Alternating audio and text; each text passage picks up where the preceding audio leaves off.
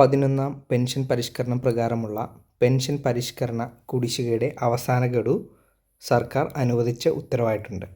സംസ്ഥാന സർവീസ് പെൻഷൻകാർ ഉൾപ്പെടെയുള്ള പെൻഷൻകാരുടെ പെൻഷൻ പരിഷ്കരണ കുടിശ്ശികയുടെ പെൻഷൻ, കുടുംബ പെൻഷൻ, DCRG, ടെർമിനൽ സറണ്ടർ മുതലായവ 3, 4 ഗഡുക്കൾ യഥാക്രമം 2022-23 സാമ്പത്തിക വർഷത്തിലും 2023-24 സാമ്പത്തിക വർഷത്തിലും വിതരണം ചെയ്യുവാൻ പരാമർശം 1 പ്രകാരം ഉത്തരവായിരുന്നു.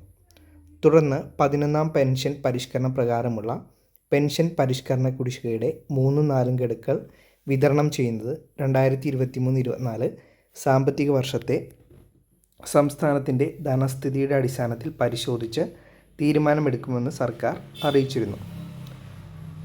2025-26 സാമ്പത്തിക വർഷത്തേക്കുള്ള ബജറ്റ് പ്രസംഗത്തിലെ പ്രഖ്യാപനം അനുസരിച്ച് പെൻഷൻ പരിഷ്കരണ കുടിശ്ശികയുടെ അവസാന ഗഡു 2025 ഫെബ്രുവരി മാസത്തിൽ തന്നെ വിതരണം ചെയ്യേണ്ടതുണ്ട്.